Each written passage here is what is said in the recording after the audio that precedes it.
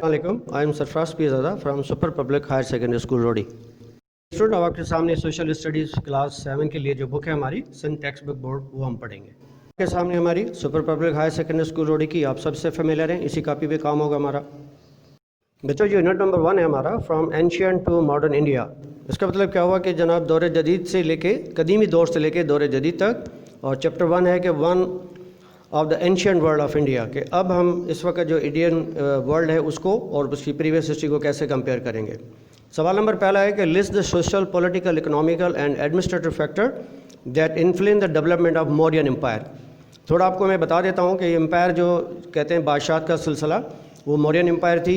उसमें उन्होंने सोशल लोगों को इतना कॉन्टेक्ट में रखा हुआ था। उनमें उन्हें 6-7 मुख्तलिफ़ किस्म के लोग थे, उसमें फ़िलासफ़र, सोल्जर्स, सिपाही वगैरह, या 2 आर्टिस्ट थे, या उसमें मैजिस्ट्री के हवाले से जो काम करते थे।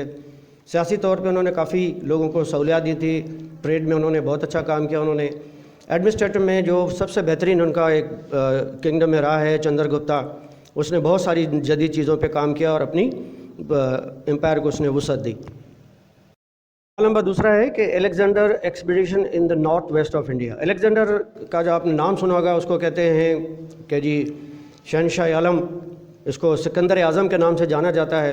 उसने इंडियन में कहाँ कहाँ अपनी जो आर्मी थी उसके साथ उसने वहाँ पे 326 बीसी का क्या मतलब है कि बिफोर क्राइस्ट, उन्होंने वहाँ पे कंकर किया और उस सारे सब कॉन्टिनेंट पर उन्होंने अपनी हुकूमत की। सवाल नंबर तीसरा है कि identify the key events of the responsibility of the Mauryan empire. सबसे पहले उसका जो Chandragupta was born in and then Chandragupta kill the Nanda kings, उन्होंने उस दूसरी जो स्टेट थी नंदा किंग की उसको कत्ल किया। उसके बाद उसका बेटा बंदुरसरा जो तकरीबन 298 से लेकर 272 बीसी में आया। इसी तरह उसका बेटा अशोका, वो तकरीबन 272 से लेकर 232 बीसी में आया।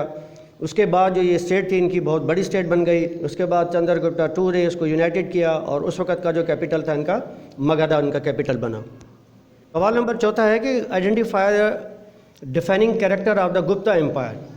इस गुप्ता एम्पायर के कौन कौन से ऐसे कैरेक्टर थे जिनकी वजह से ये किंगडम जानी जाती है। कि उन्होंने अपनी पूरी जितनी भी स्टेट्स थी उनको सिटी वाइज उन्होंने अलग अलग किया और लोगों के लिए बहुत अच्छे काम किए उन्होंने। इसी दौर को उन्होंने कहा कि जी हमारा ये गोल्डन पीरियड है जिसमें उन्होंने बहुत तरक्की की, और इनके जो हिंदुज़म के हवाले से जो उनका मज़हब था उसी मज़हब को उन्होंने एक रिलीजियस स्टेटस का नाम दिया।